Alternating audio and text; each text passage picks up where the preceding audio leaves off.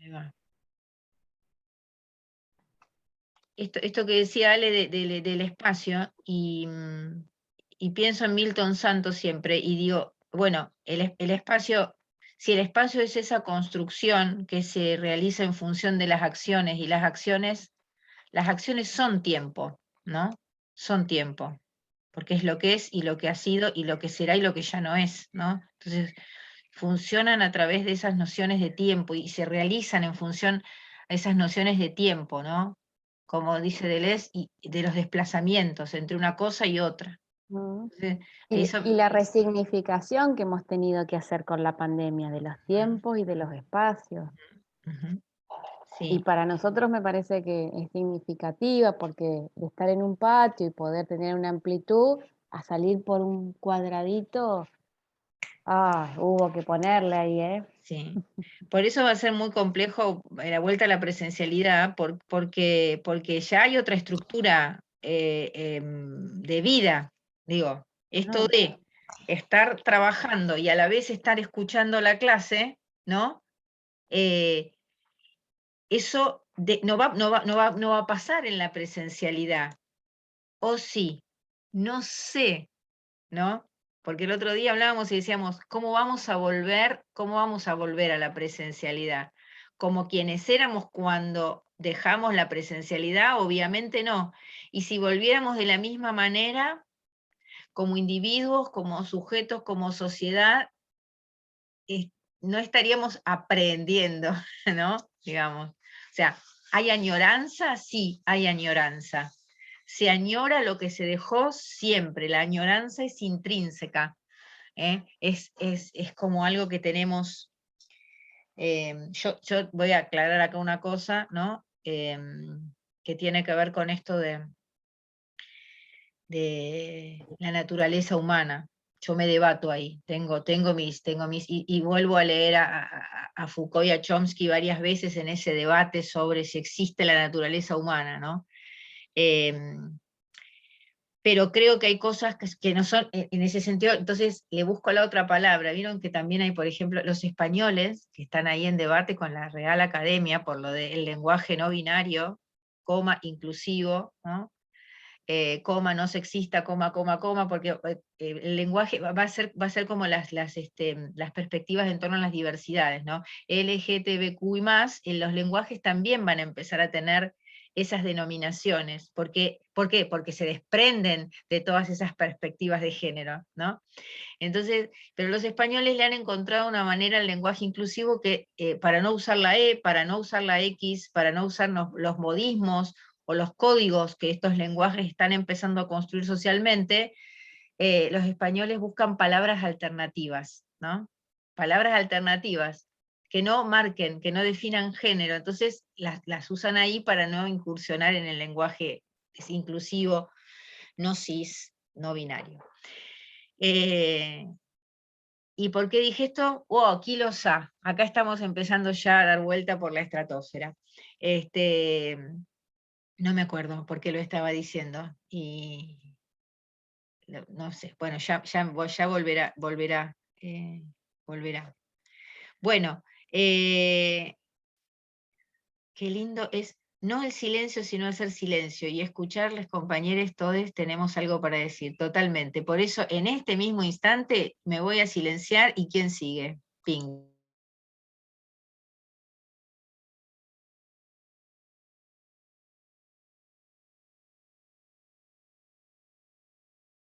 Podés, Lu, Y podés. si Sebastián quiere poner la cámara, que tiene media cara, yo me solidarizo con él y pongo otra media y hacemos una. Y, Seba, ponete medio, Sí, Seba. ahí prendo, ahí les muestro cómo se ve, pero bueno, algo es algo. Está como una nube ahí, no sé por qué se empezó a ver así. Se ve bien, tranqui.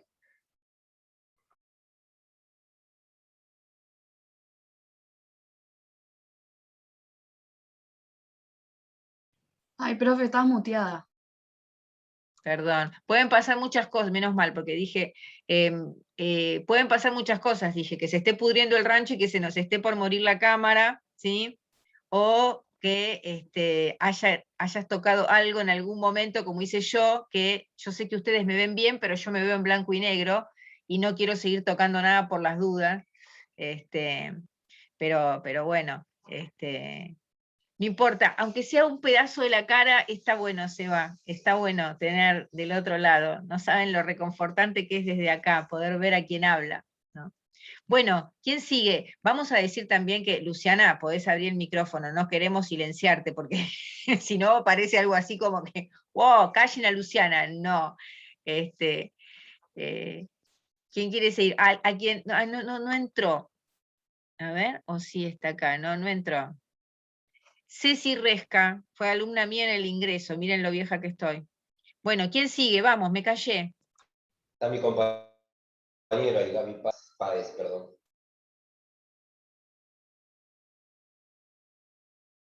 No escuchó, pero bueno. Gaby.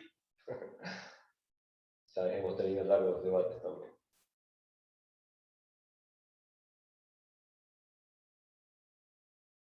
O si quiere empezar Azul, que es del grupo de Lu, y le da lugar después a Luciana. Sí, eso le iba a decir. Dale. Bueno, nosotros nos pasó que teníamos ponencias de todo tipo, una de súper distinta. Yo por mi lado fui a educación física, creo que era la 14, educación física. Ah, estabas vos, Fabi. Educación física, perspectivas feministas, género y sexualidades. Después, Lu, no me acuerdo el nombre de la tuya. También hubo una sobre discapacidad y otra que no me la acuerdo, Lu, si me ayudas con eso. Por mi lado, yo nunca había ido a un congreso, así que esto de la virtualidad me permitió eso. Y me pareció, elegí justo esta sobre perspectivas feministas, género y sexualidades porque me interesaba un montón el tema. Ya hice cursos sobre el tema, todo, y me pareció que capaz, no sé si por el tiempo, no sé, me quedó como corta, me dio esa sensación, no sé. Hablaba un poco sobre proyectos de investigación, sobre cómo se había abordado el tema de perspectiva de género en los colegios, en virtualidad, en contexto de pandemia. Y después hubo una ponencia de una chica de Brasil, que no me acuerdo el nombre, que habla un poco sobre la formación de los docentes en cuanto a la perspectiva de género en Brasil. Y bueno, me llevo esa sensación, como que me quedo como con ganas de saber más, como que se explayen un poquito más sobre el tema. El proyecto de investigación como que, no sé si capaz porque yo ya estoy en el tema y ya lo escuché varias veces de que está esta falta de los docentes sobre el tema de perspectiva de género. Bueno, lo de Brasil estuvo re bueno y eso hicimos como un resumen cada uno con su ponencia y después hicimos como unos comentarios teniendo en cuenta a todos. Y bueno, yo en el resumen puse que me hubiese gustado un poquito más de tiempo y para ver, nada, cómo lo resolvieron, no sé, como un poquito más. Me quedo así como con ganas de saber. Sí. Bueno, le voy a acá decir a Azul esto que es el problema y la característica de los congresos, digo, un poco dejar las puertas abiertas. ¿Qué le falta a este congreso al ser virtual y a todas las acciones que se fueron dando en forma virtual durante estos 2 años? Le faltó el pasillo, ¿sí? Le faltó el pasillo, porque cuando uno está en un congreso en forma presencial y terminan el tiempo de exposición y de comentarios y demás, lo primero que se hace es, se va corriendo uno atrás del ponente o de la ponente para seguir charlando, o se intercambian, ¿no? Mails, y se sigue la charla en el café, en el hall, en el café, en el parque. Las escaleras ¿no? también, sí. Claro, y en la escalera, y entonces, y esos momentos de intercambio son los que por ahí, en relación al tiempo, la virtualidad no nos da, no nos puede dar. Y hay una cosa también que es muy interesante lo que dice Azul con respecto a la organización, ¿no? Que nos deja esto pensando con respecto a la organización, a los formatos de organización, a cómo se organizan las acciones, que tiene que ver con que cada vez este tipo de eventos tiene cada vez más asistencia, ¿no? Hay cada vez más gente que escribe, cada vez más gente que tiene ganas de escribir para socializar lo que escribe, y gente que debe escribir porque es un requerimiento académico. Entonces son eventos que empiezan a superpoblarse. ¿Por qué? Porque si estás en el marco de una investigación tenés que escribir, porque después hay que hacer el informe medio y el informe final. Si tenés una dedicación en alguna casa de altos estudios, en la academia, tenés que presentar el informe de mayor dedicación. Entonces, eso influye, digo, o sea, hay en estos eventos hay muchas presentaciones que son de corte requerido, necesario y administrativo, y muchas otras presentaciones que tienen otras intenciones, que es escribir y llevar algo de lo que uno escribe. Y ahí es cuando empieza a haber muchos, por ejemplo, de las mesas de género, de políticas feministas, géneros y sexualidades, ahí también hay una cuestión interesante que dice Azul, y es, cuando a uno le interesa un tema, por ahí es bueno ir a todos los espacios de ese tema. ¿Por qué?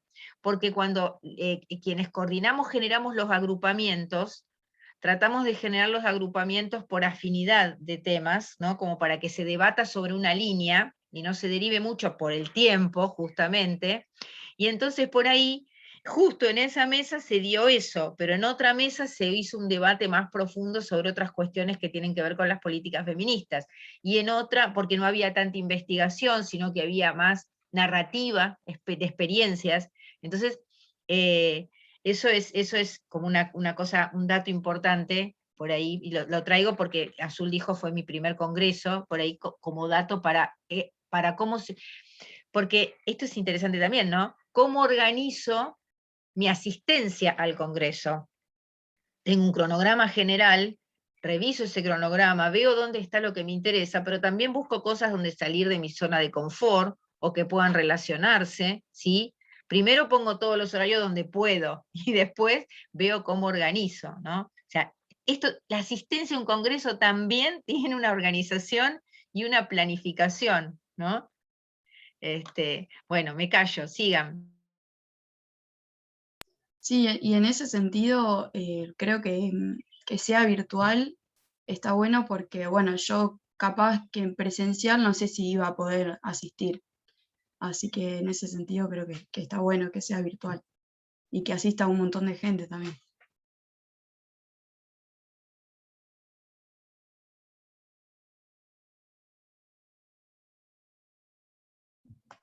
Bueno, tomo la lanza entonces. Dale. A nosotros, o sea, bien escuchando y viendo las situaciones de los demás compañeros, yo creo que a nosotros nos faltó como un poco más de interpelación entre nosotros. Siento que cumplimos. Es como que, o sea, el trabajo práctico está, pero siento que cumplimos, ¿no? Como que cada uno dijo, bueno, yo voy acá, yo voy allá, yo hago esto, yo hago lo otro, y el trabajo está finalmente hecho y se entregó, está todo bien, pero siento como que faltó la interpelación, la opinión personal, por ahí el debatirlo, confrontarnos entre nosotros, una discusión epistemológica y a los bifes. También, o sea, me pasó a mí que en el trabajo práctico, como tenía mucho tiempo acotado, porque también tengo que trabajar, y varios compañeros también, es como que yo fui a dos, pero puse solo una. Fui primero a una de formación superior, que en sí hablaba mucho de los comos, que me interpeló mucho, pero fue tan escueto que digo, acá no siento no siento como que tenga mucho como para volcar. Entonces después fui a uno, que lo tengo acá anotado, la intervención en la enseñanza, en la educación física escolar, que ahí es donde agarran a Remedi y hablan de lo instituido, lo instituyente, y mezclando esas dos posiciones, también hacían, en la primera que fui de la formación superior, hacían mucho hincapié en cómo la UNLP da herramientas, si bien que había una discusión de si era campo práctico, teórico, etcétera, que mucho que mucho se perdía en esa discusión, pero que sí la UNLP brindaba herramientas de preguntar, de configurar y reconfigurar, sea proyectos, las intencionalidades, los cómo de los objetivos, expectativas de logro, que estaba bueno, al menos a mí me llevó muy... em, me llegó más por ese lado, digamos. Pero bueno, en sí no tengo mucho más, me hubiese encantado ir a muchas más mesas o por ahí agarrar como le pasó a Sebastián, que agarró vóley y dijo, ¿cómo lo meto acá? Y por ahí yo tengo también otras cosas de interés, pero también como que fui muy selectivo de decir, bueno, yo sé que esto me puede llegar a ayudar para terminar el trabajo, pero después como algo personal lo puedo meter con el trabajo y ahora que lo pienso, bueno, ya está. Lo he hecho, ya está. Pero bueno, nada. Me fue más por ese lado y creo que también como que nos faltó una instancia de debate, puertas adentro como para el grupo y terminar de redondearlo completito el trabajo. Que la verdad, o sea, me pareció muy, muy interesante y está bien que nos suceda, porque si no lo hacemos ahora, nunca se nos va a plantar la duda y nunca se nos va, o va, mejor tarde, mejor digo temprano que nunca hacerlo, tener una instancia de interpelación. Sí, a mí me parece bueno esto de decir, nos faltó interpelarnos, ¿no? Porque al pensar nos faltó interpelarlos, esto es como decir, no va a volver a pasar, porque lo que se revisa ahí es la importancia de la interpelación, ¿no? O sea,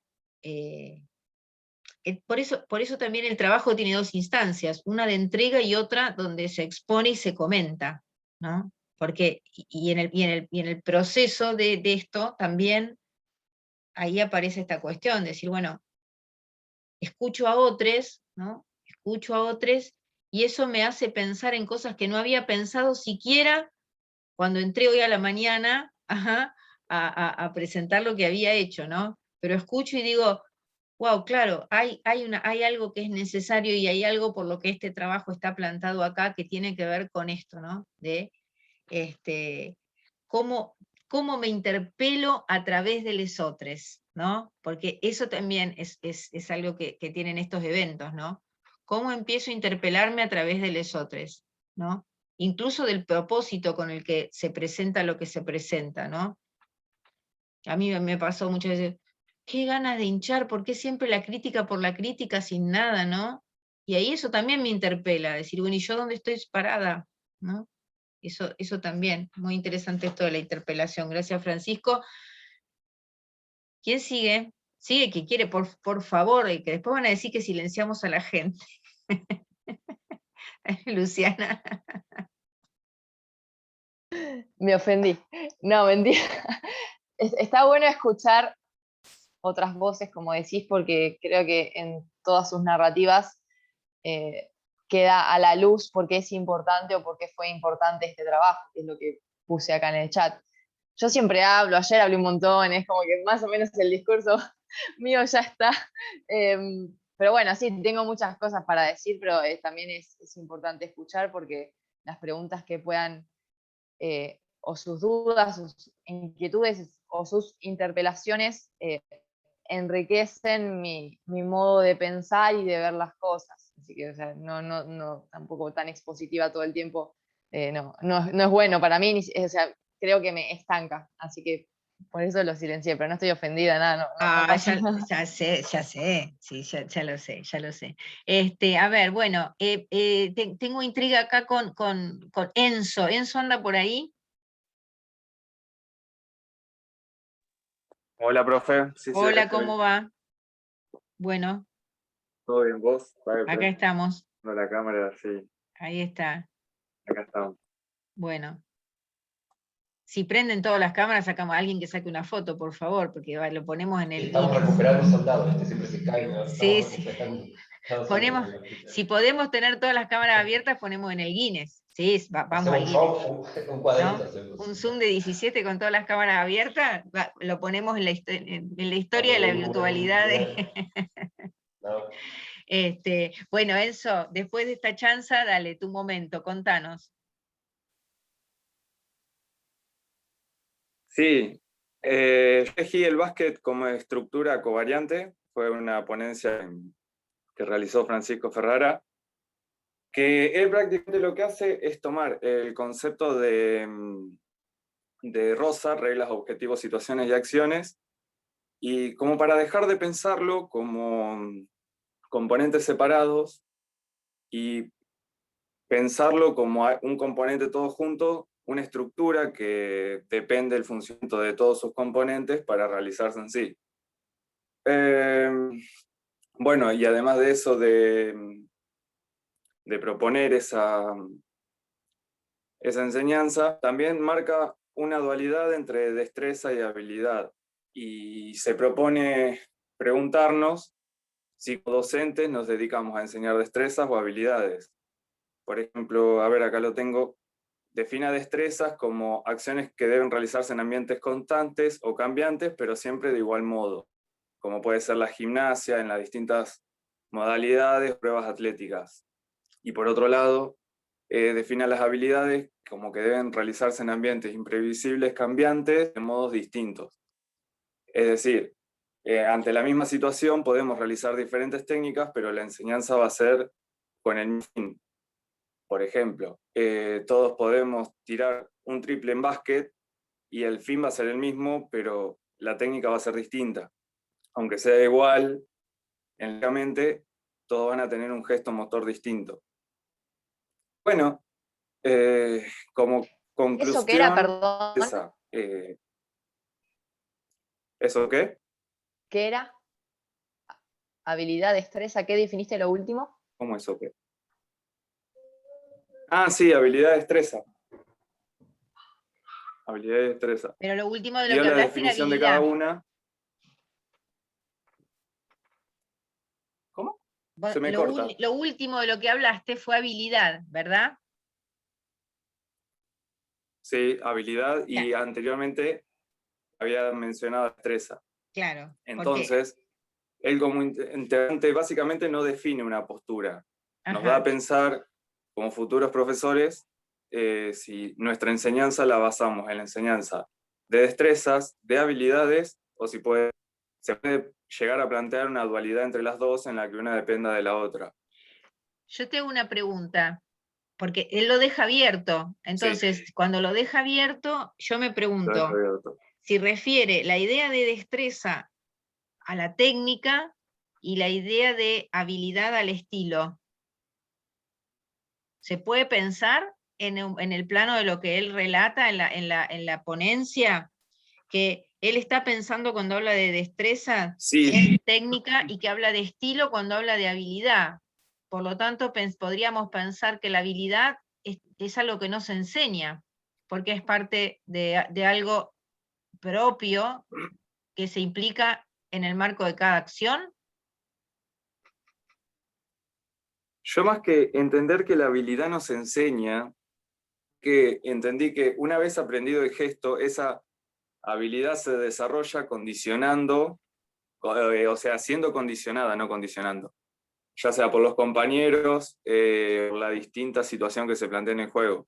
Por lo que cada uno, si bien hay una técnica predeterminada, lo va a resolver de distinta manera. Por ejemplo, no sé, ya sea en cualquier deporte, ¿no? Un pase por sobre hombro no es lo mismo de dos zonas, aunque el gesto sea igual. Bajo distintos contextos, bajo distintas presiones, distintos compañeros, nivel de juego de los compañeros. Y nada, y él, bueno, la ponencia es específicamente de básquet, pero entiende que se puede aplicar a la enseñanza de todos los deportes. También propone mucho el ejercicio con oposición, porque nada, es como que la dualidad se propone bajo ese concepto, el gesto técnico y también el del contexto. Sí, cuando él lo propone como dualidad, o sea, él habla de dualidad cuando habla de destreza y habilidad. Él dice, hay una Sí, bien, las bien. diferencias y propone dualidad. O sea, estoy pensando en esto que decís, de la dualidad, o sea, bueno, voy a referir específicamente. Estoy pensando en esto que vos decís de la dualidad y de el contexto de la oposición, ¿no? Y me da a pensar en el sistema de pensamiento que pretende estimular con esto, ¿no? Ahí, con lo que dice, y que me parece que es lo que vos tomás y lo que nos deja pensando a todos, o al menos a mí, más allá del dato particular. Por eso yo te preguntaba, ¿piensa esto como esto otro? ¿Piensa esto? Yo te lo preguntaba en realidad porque estaba ejercitando una forma de pensar en cómo resolver esto que alguien me plantea, pero que yo quizás no lo miré antes o no lo miré de esa manera, ¿no? Entonces lo interesante para mí de lo que vos decís, de cómo fue expuesta la ponencia, porque acá hay algo muy interesante también. Cuando yo leo esta ponencia, ¿sí? Yo la leo y en la lectura a mí no me da lo que vos me estás narrando, pero seguramente esto que vos me narrás aparece en la exposición, ¿no? Entonces, ahí también hay una cuestión que tiene que ver con lo que se dice, lo que se piensa, lo que se dice y lo que se hace. En este caso, lo que se escribe y lo que se expone, ¿no? Porque cuando uno expone, le suma a lo que escribió datos que quizás no estén escritos y también a modo de aclaración, ¿no? Entonces, lo interesante de lo que vos relatás de esta exposición, exacto, lo interesante de lo que vos relatás de esta exposición es como en la exposición, quien expone, que obviamente ha pensado esto y ha leído y ha referido a las destrezas y habilidades, nos da la posibilidad de pensar en las destrezas y las habilidades en tanto binomios en híbridos que forman binomios que se contraponen pero se solidarizan, ¿no? Un poco lo que dice la idea de Santos sobre esto, ¿no? de la revisión sobre los híbridos, ¿no? Que es muy interesante. Y lo que trae Enzo es este punto en donde decimos, bueno, cuando yo voy a escuchar una ponencia, que esto también se lo sumo a Azul como dato de asistencia a su primer congreso, cuando uno va y escucha la ponencia, siempre es muy interesante. Bueno, obviamente que todos hasta ahora todos coincidimos en que nos hemos quedado con miles de preguntas de lo que hemos escuchado y que nos hubiese gustado escuchar más y todo. Entonces, ahí está la otra instancia de decir, bueno, yo escucho, ahora, si voy y leo la ponencia, voy a tener un panorama bien general de dónde esa persona estaba parada. Y a las ponencias las pueden encontrar en las actas del Congreso, ¿sí? Entran al espacio, buscan actas del Congreso, y ahí están las ponencias para leer, y entonces decir, esto que escuché, pero lo piensa de esta manera, pero lo dijo de esta otra, ¿no? Eso es un proceso muy interesante, que no es nada más y nada menos que las lecturas que tenemos que hacer diariamente de lo que pienso, lo que planteo, lo que responden los estudiantes y lo que se da como situación estratégica en la clase, ¿no? Bien, ¿qué más, Enzo? Perdón, la intromisión. No, nada más. También estaba en la misma situación que la compañera. Si bien había asistido a una ponencia antes, este fue el primer congreso que dije, bueno, voy a asistir a varias, y asistí a 4 o 5 ponencias, y creo que elegí la que menos se podía relacionar, pero me pareció que si bien hablaba, como dije hoy, que si bien hablaba del básquet, es aplicable a todos los deportes dentro de la enseñanza, que podemos hacer en una escuela o en otros ámbitos o establecimientos deportivos. Me pareció muy, muy interesante esta ponencia. Acá acá Maxi, eso a ver si vos que escuchaste la ponencia lo podés, dice, nosotros intervenimos sobre la técnica o la habilidad, o ninguna, o las dos. ¿Puedo agregar algo? Ahí estoy leyendo. Puede. Después, Sí. cuando Enzo... Para todos la pregunta. Yo creo que para sobre Enzo, las la dos. pregunta. ¿Cómo? Comentario, Sí, una dale. observación. Se me corta el Primero audio. que es muy bueno lo que acabas de decir, por eso es importante que hables. Me gustó mucho lo que dijiste. Y después, no lo había escuchado, el tema de hablar de destreza y habilidad. Para mí, y les pregunto también, ¿no terminaría en un automatismo? Porque si nosotros nos centramos en la habilidad, termina en la cuantificación de acciones jugadas, que es lo que mucho se ve o está de moda ver hoy en los deportes, en hacer jugadas o acciones jugadas reducidas, que es como se limitó el trabajo de vóley de entrenamiento y enseñanza, que lo articula una enseñanza metodológica, y en eso muere la enseñanza, y termina siendo un mecanicismo. Después, claro, vos resolvés, pero con el automatismo y el conocerlo, prácticamente fluye. Pondrás la mano más torcida, el estilo de cada uno surgirá ahí, pero si nos centramos en la habilidad, por más que las dos converjan, si nos centramos en la habilidad, creería que caemos de nuevo en un mecanicismo, en una cuantificación de acciones jugadas y empezamos a basar la enseñanza en una estructura metodológica completamente. Y para mí no pasa por ahí, eso es un componente más para pensar la enseñanza, no es enseñanza. ¿Qué les parece? Yo voy a tomar esto que dice Lu, porque yo asistí a varias ponencias, a varias mesas donde había ponencias que referían a la importancia de la lógica de los deportes y los juegos. Y me parece que esto último que pone Maxi en el chat tiene que ver un poco con eso y combinado con lo que dice Lu. Y decir, bueno, ¿qué es lo importante para enseñar? ¿Qué enseño? ¿No? En el también, ojo que esto tiene que ver con modelos y perspectivas de enseñanza y de los deportes y de los juegos, ¿sí?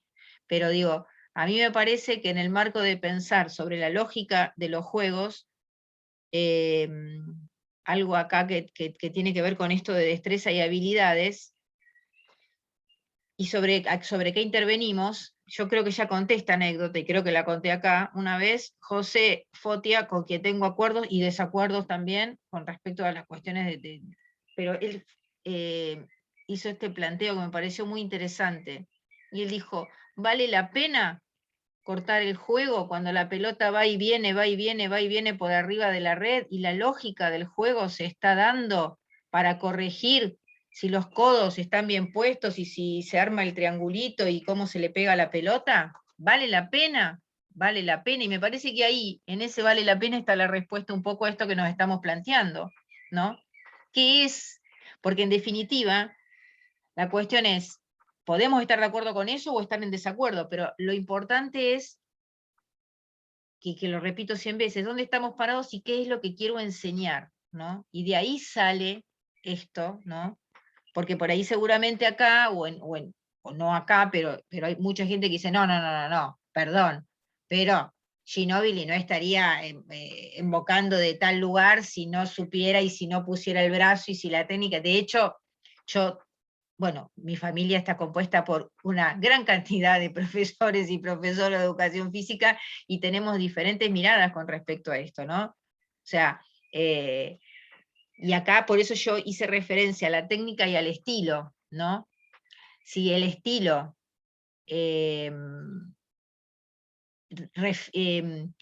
a ver, si el resultado, si el resultado es bueno, si hay buenos resultados, si le patea con la rodilla, pero hace gol, ¿qué hacemos? Y hace gol siempre, ¿eh?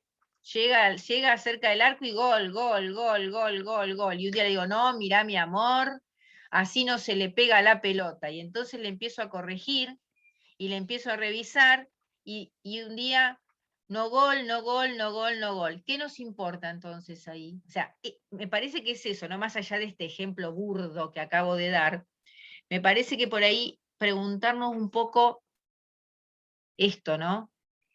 ¿Qué es lo que me importa que se aprenda?